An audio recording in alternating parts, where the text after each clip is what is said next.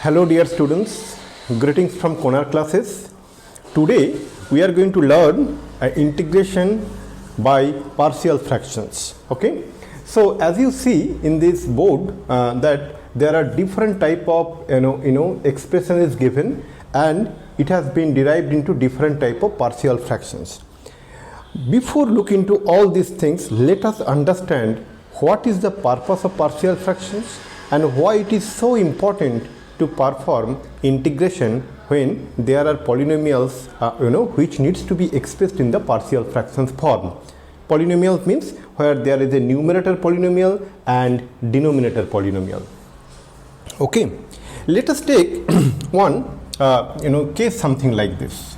Okay, suppose you need to perform that integration of px divided by qx dx. Now what is px?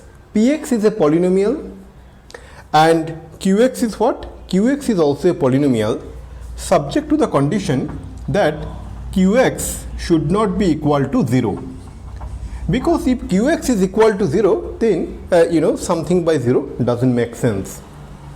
Now depending on the degree of the polynomial px and its relation, means whether it is greater than, equal to or less than of the degree of the polynomial qx, that few things depends. Okay, let's take an example.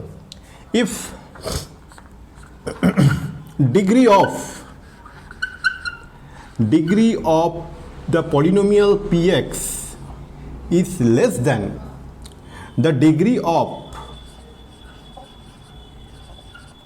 the polynomial qx, okay, then this kind of polynomial is, this kind of expression is px by qx is known as a proper fraction. Then what we can say? We can say that px by qx, okay, is a proper fraction.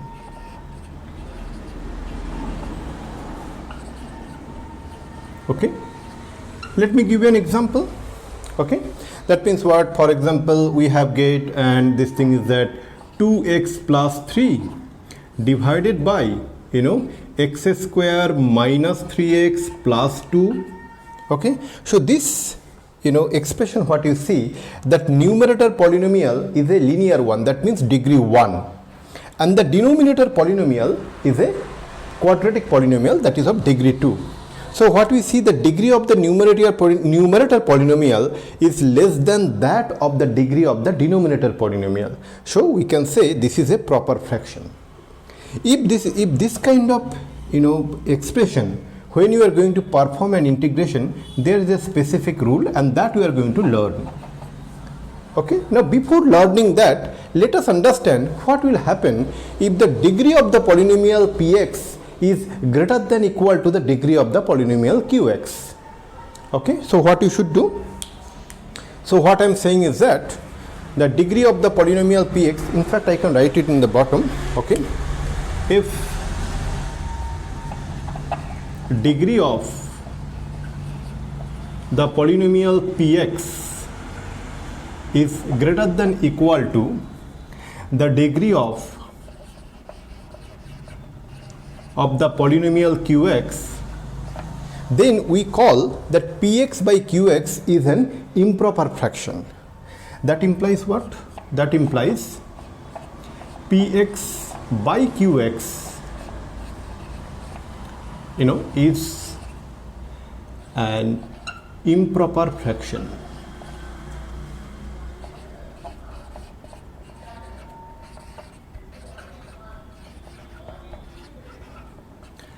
Okay, dear students, so now let's take an example.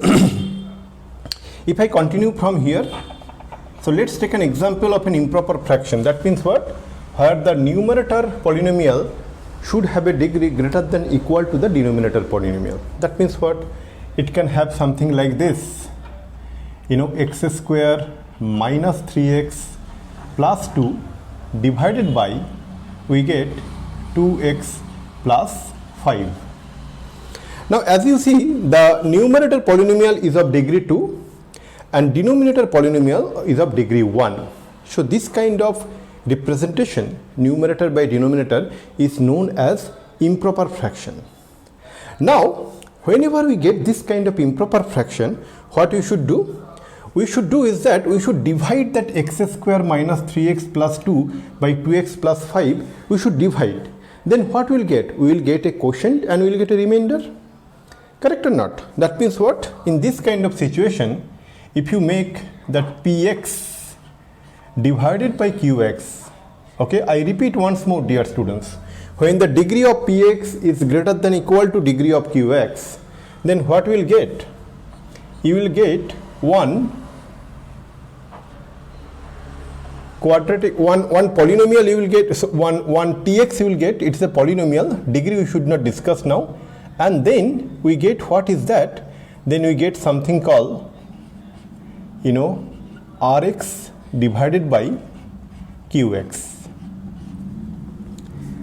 Remember carefully, okay? If degree of px is greater than degree of qx, okay, so that means degree of the polynomial px is greater than degree of the polynomial qx, then we can divide that polynomial px by qx, then we will get one quotient that we named it as tx, and we will get one remainder that we name it as rx by qx. Now dear students, that rx by qx, what we see now, that is definitely an proper fraction. So this has to be a proper fraction. Why? Because the degree of rx has to be less than degree of qx, which comes into this category. So degree of rx has to be less than degree of qx. So this is definitely a proper fraction.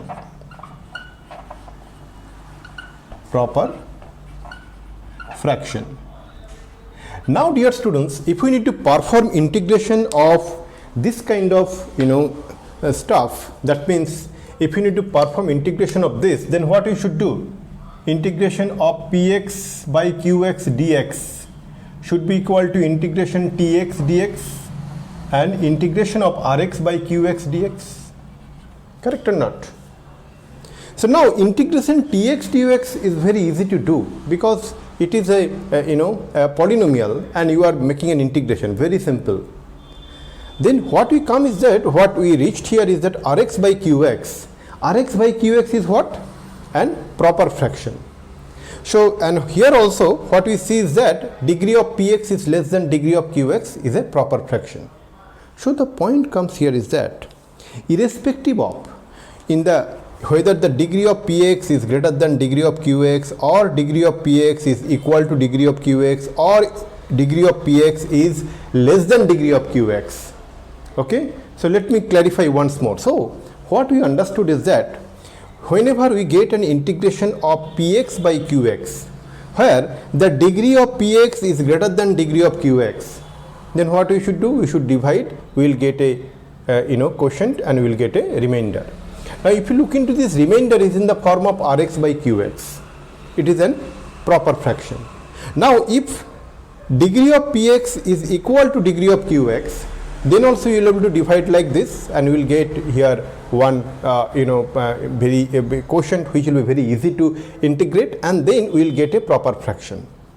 Now if the degree of px is less than degree of qx, okay, which is something like this, 2x plus 3 by x square minus 3x plus 2 dx, okay, so then it is a proper fraction.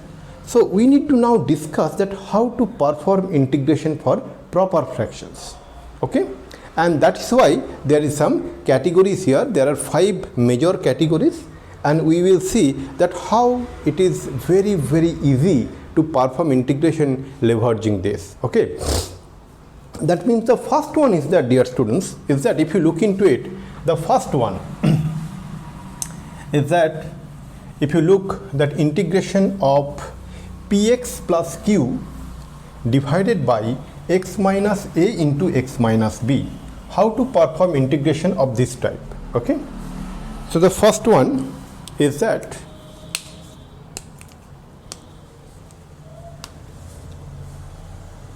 okay, the first one we are going to discuss is that what is integration of px plus q divided by x minus a into x minus b, subject to the condition that a should not be equal to b. Dear students, if a is equal to b, okay, or we can say that b is equal to a, then x minus b will equal to x minus a. It will be px plus q by x minus a whole square, which is a different category that we will discuss later. Now, if we get a polynomial something like this, where the numerator is px plus q and denominator is x minus a by x minus a into x minus b, then what we should do first? We should write that px plus q divided by x minus a into x minus b, we should express in a partial fraction expression is that capital A divided by x minus a plus capital B divided by x minus b. What is capital A and capital B? This uppercase A, uppercase B, these are the real constant. And what is our target? Our target is to find the value of this real constant. How to find the value of this real constant? We will take some practical examples, absolute practical example. It will make you completely understandable. Okay. Now, suppose we found that value of this, real constant a and b. After that, the integration become very simple. So this is dx. What will get? This dx and this dx. So what we can write it is that a is a constant, so we can take a out of this integration. So integration of dx by x minus a, plus in the similar manner we can take b out of the integration, b integration dx by x minus b. Now integration of dx by x minus is nothing but log mod x minus a. So from here what we can say, a into log of mod x minus a plus b of log mod x minus b plus one integrating constant c. Done.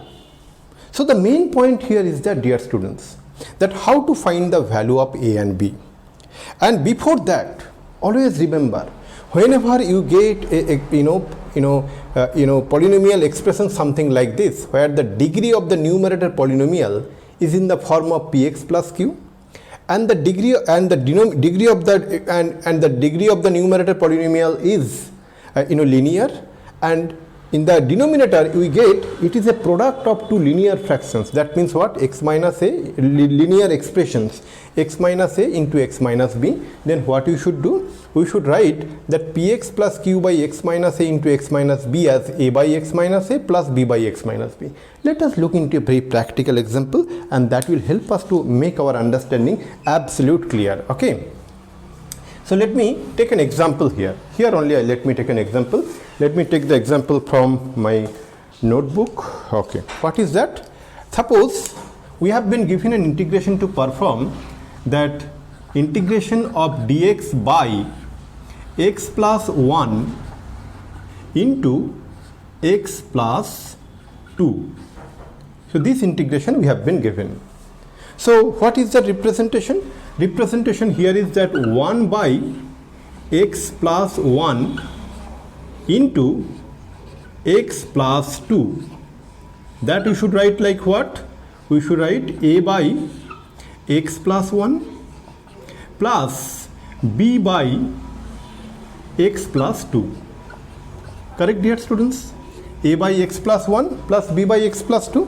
1 by x plus 1 into x plus 2 we wrote like this because of this guideline. You see, px plus q by x minus a into x minus b should be equal to a by x minus a plus b by x minus b. Similarly, in the numerator it is a linear, in the numerator it is a constant one, but the rule remains the same. After that, what we will do? So this implies that 1 is equal to a into x plus 2 plus b into x plus 1. Now what is our purpose here? Our purpose is to find the value of a and b. Okay, let's see how we can find the value of a and b. This, whatever you see here, dear students, so this entire thing, it is an identity. Identity means what? That means it is true for any value of x. So what we should do first? First here we apply the value of x is equal to minus 1. So if we apply the value of x is equal to minus 1, then what we are going to get in the left hand side? Left hand side is 1. It is irrespective of the value of x. So we get left hand side is equal to 1, and right hand side is that what we get is that a into minus 1 plus 2, a into minus 1 plus 2 plus b into minus 1 plus 1 plus b into minus 1 plus 1. That implies what, dear students? Is that 1 is equal to a into minus 1 plus 2, that means a plus b into minus 1 plus 1 is 0. So from here we get the value of a is equal to 1. Okay, now you may ask, sir, why you took the value of x equal to minus 1? We can take any value of x, but the purpose is that it is better to take that value of x which will help us to find the value of the constant easily. Here you see, the moment we put x equal to minus 1, we get that whatever is multiplied with b is 0. So that is helpful for us to find the value of a easily, na? Now suppose you think, no sir, I do not want to take the value of x equal to minus 1, I will take the value of x is equal to 3. Take it, no problem. Then what will happen? 1 is equal to a into 5, that is 5a plus 4b. So 5a plus 4b equal to 1. Now you need to take another value of x to get another linear equations in capital A and capital B, and, and then you need to solve it to find the value of a and b. But that is the reason I say that you should take that value of x which will helpful to find the value of this constant capital A, capital B easily. Now what comes to our mind? That we should apply the value of a is x equal to minus 2. So now if we apply the value of x is equal to minus 2, so what we are going to get, dear students? So x is equal to minus 2, left hand side will remain the same. 1 is equal to a into minus 2 plus 1, a into minus 2 plus 1 plus b into minus 2, minus 2 plus 2 here, minus 2 plus a into, so let me clear. So we are applying value of x equal to minus 2. So left hand side is 1, it should be 1 because it is irrespective of the value of x.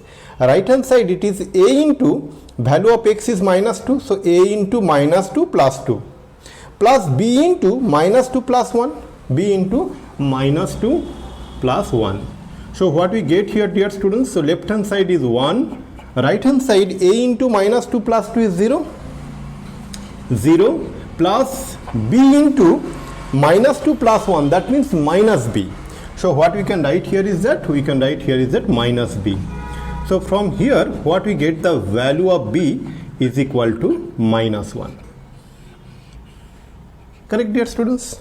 So what we get here is that value of a is equal to 1 and the value of b is equal to minus 1. So then it is very simple to perform the integration. Okay, how? Let me show you. So let me clear this particular portion. Okay, we will solve it here.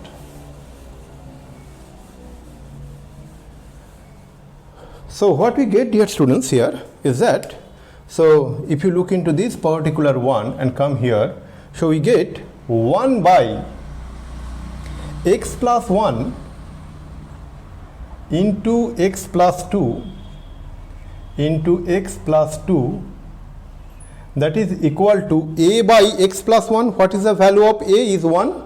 So that means 1 by, that is equal to 1 by x plus 1 plus b by x plus 2. What is the value of b? b is minus 1. So minus 1 by x plus 2. Correct? Now, dear students, what we need to perform? We need to perform an integration. So integration 1 into dx. So that should be integration of 1 into dx. minus integration of 1 into dx, means here 1 into dx by x plus 1 minus integration 1 into dx by x plus 2. That implies what? That is equal to integration of dx by x plus 1 minus integration of dx by x plus 2. Now integration of dx by x plus 1 is log mod x plus 1. If some one of you have some doubt that how come it is it is log of x plus 1, so we can do it quickly here. Integration of dx by x plus 1. So what we should assume that let x plus 1 is equal to t, then what we will get? D of x plus 1 should be equal to dt. D of x plus 1 means what, dear students? Dx plus d1. d1 is 0, differentiation of constant is 0, 1 is a constant. So what we get? We get dx is equal to dt. So then this entire integration now become, instead of dx we can write dt, and x plus 1, instead of x plus 1 we can write t. So integration dt by t, that is equal to what, dear students? So that means log of mod t plus 1 integrating constant c, or you can take c1, whatever, c1 is an integrating constant. So log of mod x plus 1 plus c1, correct? In the similar manner, integration of dx by x plus 2 should be is log of mod x plus 2 plus another integrating constant c. So what we get here, dear students? So what we get here is that this is equal to log of mod x plus 1 integrating constant plus minus log of mod x plus 2 another integrating constant. Okay, so now this integrating constant we can add. So there is one integrating constant from here and another integrating constant from here. So we can make c1 integrating constant from here, c2 is an integrating constant from here, so we can make this is equal to c, where c is an integrating, where c is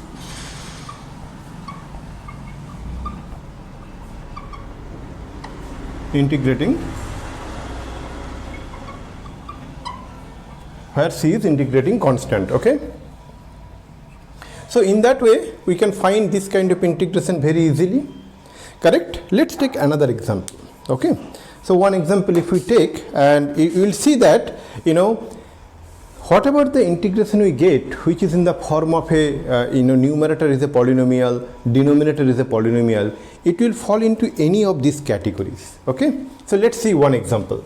And if it is directly not come any of these categories, then we can bring into these categories. Okay, especially if we get an improper fraction. Okay, let's take one example of improper fraction, and let us see that how we can make that improper fraction to the proper fraction by means of by means of the division and reduce it to a proper fraction. Okay, let's take an example.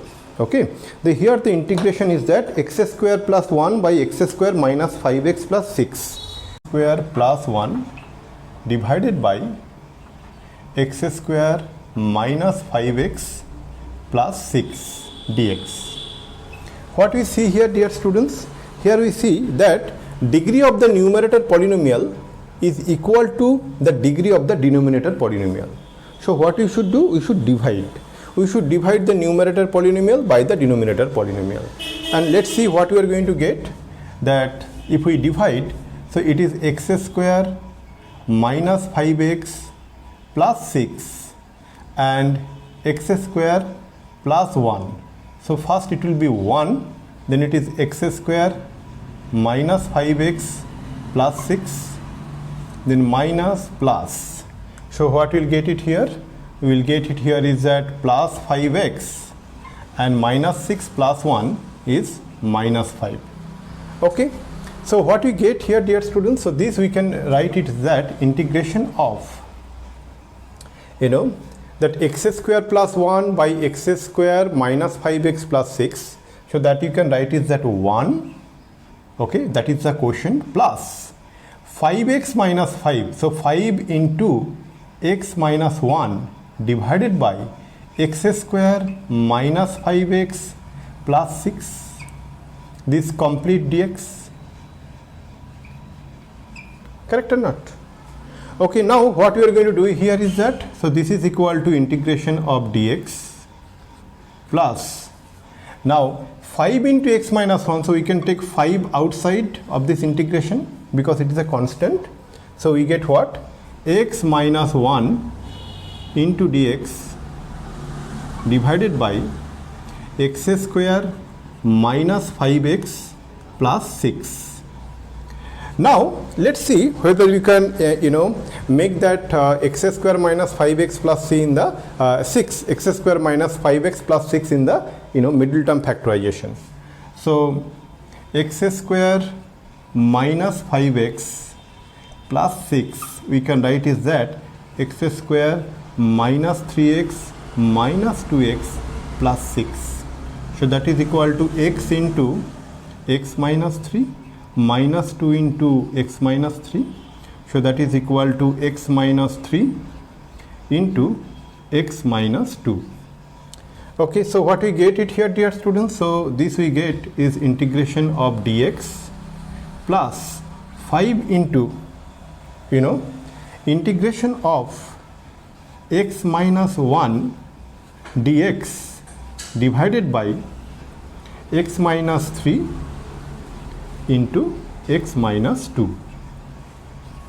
Now if we take this integration, so let's take that integration dx, so it will be let's take this is equal to I1, that integration of dx, that is I1 plus 5 into integration of x minus 1 dx by x minus 3 into x minus 2 as I2, and let's take this is the given integration as I.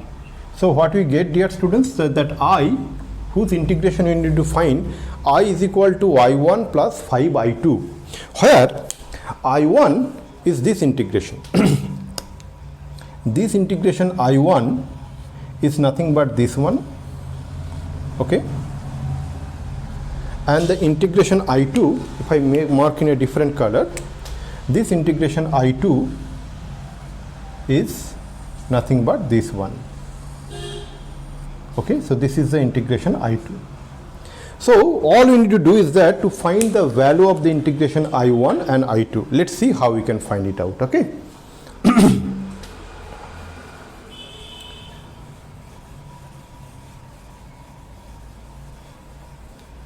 So I1 is very simple. So what is I1? I1 is equal to integration of dx. Integration of dx means what? It is x plus 1 integrating constant c1. So what we can write is that where c1 is integrating constant,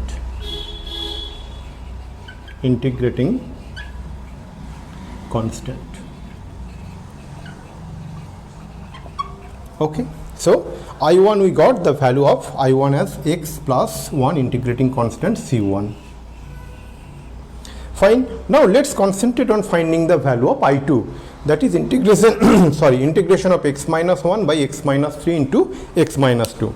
Let's see how we can find that value. Okay. So let me do it in this portion. Okay.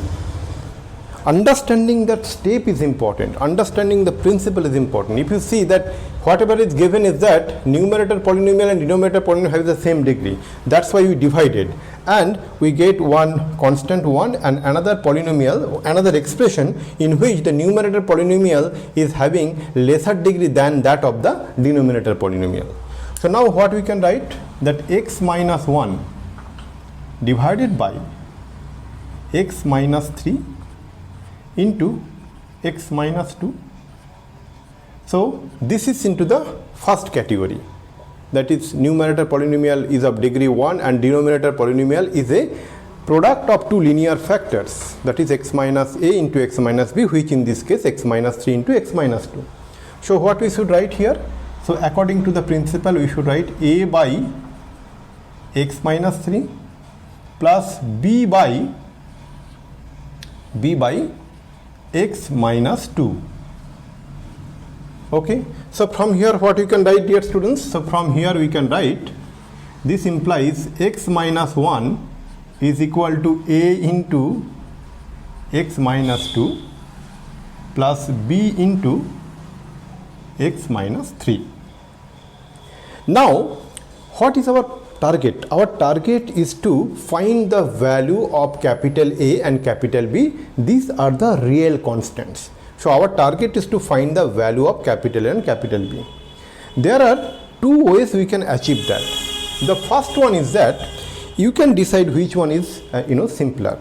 Okay, I prefer the first one, but sorry, let it be there. Okay, let it be there. This is let it be there. Okay, so I prefer the first one, but you decide. But I am explaining you both the process, both the ways we can find the value of capital A and capital B. The first one is that this is an identity. In the left hand side of the identity is x minus 1, and the right hand side of the identity is a into x minus 2 plus b into x minus 3. Now identity means what? It is true for any value of x. So our target should be to apply that value of x, which will make any of this expression 0. So first one we will put x is equal to, we take x is equal to 3. Then left hand side is what? 3 minus 1. If we put x equal to 3, that implies left hand side is 3 minus 1 and right hand side is equal to a into 3 minus 2 plus b into 3 minus 3. Correct? So now you see b into 3 minus 3, so that means it is 0. Correct? So what we get here, dear students? So we get 3 minus 1 is equal to 2. 2 is equal to a into 3 minus 2, that is 1. So that is equal to a plus 0. That means we get the value of a is equal to 2. The value of a is equal to 2. Correct? Now we are going to apply the value of x equal to 2. Why so? Because we see just by inspection that if we apply the value of a x equal to 2, then this expression will become 0. So we will be left with this expression, and immediately we can find the value of b efficiently. So if we apply the value of x equal to 2 in both the sides, so left hand side we get 2 minus 1 and right hand side we get a into 2 minus 2 plus b into 2 minus 3. So what we get, dear students? So in the left hand side we get 2 minus 1 is equal to 1 is equal to a into 1 minus 1 is 0, 2 minus 2 is 0, so it is 0 plus b into 2 minus 3, that means b into minus 1, that means minus b. So that implies b is equal to minus 1. So we are done. We are done with finding the value of a and b. But as I said, there are two ways. The first one I showed you. Now let's look into the second one. So for the second one, what we need to do is that let's concentrate on this identity. If we concentrate on this identity and if we proceed further, so let me proceed further here. Okay, here let's proceed. So what we are going to get in the left hand side we get is that x minus 1, and right hand side we get ax plus bx, that means a plus b into x. Correct? Here it is ax plus bx, so that means a plus b into x. Then we get minus 2a and minus 3b. So minus of 2a plus 3b. Now this is an identity. So what is the property of identity? The coefficient of x in the left hand side, which is 1, should be equal to the coefficient of x in the right hand side, that is a plus b. So what I can write here is that x means what? 1 into x, 1 into x. So the coefficient of x in the left hand side, which is 1, should be equal to the coefficient of x in the right hand side, which is a plus b. And the constant term in the left hand side, which is minus 1, should be equal to the constant term in the right hand side, that is equal to minus of 2a plus 3b. So if we do this thing, then what we are going to get? So we are going to get, so this implies a plus b is equal to 1 and 2a plus 3b is equal to 1. Correct? So now if we solve these two equations, okay, we can find the value of a and b. Okay, so how we can, so suppose we give this equation, this as equation 1 and this give equation 2, then we can have elimination. Okay, so how we can find the elimination?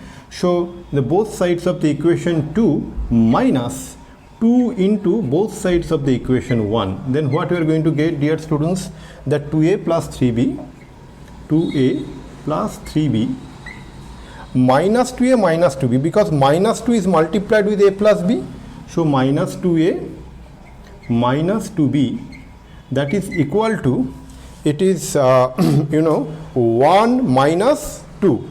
Right hand side of this equation, that equation number 2, right hand side is 1 as it is, minus 2 times of right hand side of the equation 1, that means minus 2. Right hand side of the equation was is 1 and that is multiplied with minus 2, that become minus 2. So now this 2a and minus 2a got cancelled, and what we get, 3b minus 2b equal to minus 2, minus 1. So 3b minus 2b is b, and 1 minus 2 is minus 1, so b is equal to minus 1, and that's what we get it here. Now if we apply that b is equal to minus 1 here, what we are going to get the value of a? We are going to get the value of a is equal to 2. Here we are applying the value of b is equal to minus 1. So that implies what? That implies a minus 1 is equal to 1. That implies a is equal to 2. Fine. So we find the value of a is equal to 2. Now once we found the value of this, but remember, you can follow any of this. You can, in this case, which is efficient is to applying the value of x, so that we can find the value of a and b very efficiently and quickly. Otherwise, you can perform this, equating the coefficients of x and the constant term in the both the sides. So whatever it is, you will end up with the same value of a and b. After that, what, dear students? So what we get here? So let me clean this portion and perform. Okay.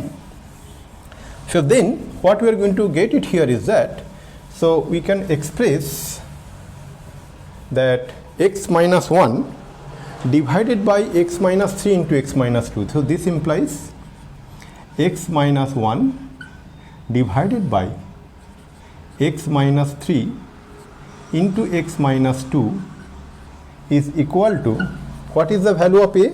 A is 2. So 2 by x minus 3. And what is the value of b? B is minus 1. So you can write minus of 1 by x minus 2. Correct? So now if we perform integration of both the sides, so this means x minus 1 dx by x minus 3 into x minus 2 is equal to integration 2 dx by x minus 3 minus integration 1 dx by x minus 2. Correct or not? So in the right hand side, what we see, dear students, is that 2 is a constant in the first integration. So what we can do is that we can write it here is that that is equal to 2 into integration of dx by x minus 3, okay, minus integration dx by x minus 2. So from here we can find the value of 2 into log of mod x minus 3 minus log of mod x minus 2 and plus 1 integrating constant C2. Okay, what we can write is that where C2 is integrating constant. C2 is integrating integrating constant. So in this way we are able to, this is nothing but I2 now, this is nothing but I2, okay, and this is the way we can find the value of I1. So we are done with the finding the integration, because we find I1 and I2. So as you see, dear students, in this way you can find that integration of any type which is in the form of px plus q by x minus a into x minus b. So with this, let me conclude the session here. In the next session we will be seeing that how to perform integration of this type of expressions, and we will make it in several sessions. With this, let me say you thank you very much.